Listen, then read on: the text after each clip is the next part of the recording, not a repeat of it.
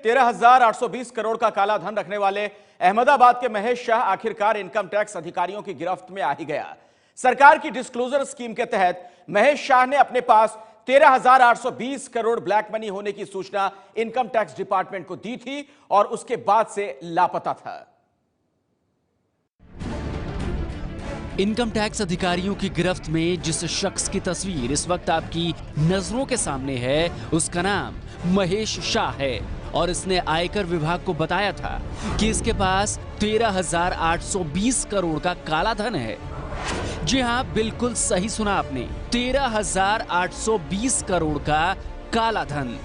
महेश शाह ने काले धन पर सरकार की योजना IDS यानी इनकम डिस्क्लोजर योजना के तहत अहमदाबाद में आयकर विभाग को सूचित किया कि उसके पास 13,820 करोड़ ब्लैक मनी है, पर इसके बाद महेश शाह लापता हो गया।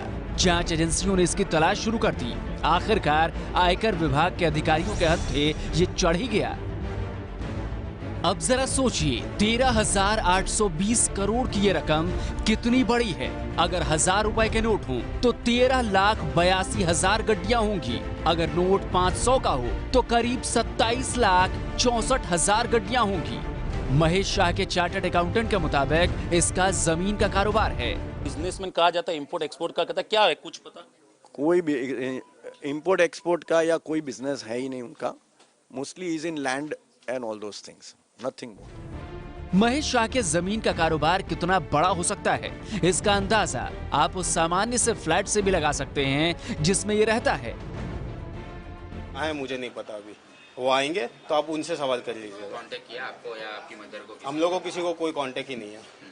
आपको ये लगता है कि शायद ये इतने बड़ा डिस्क्लोज किया उन्होंने जिसके चलते वो नो आइडिया, नो आइडिया।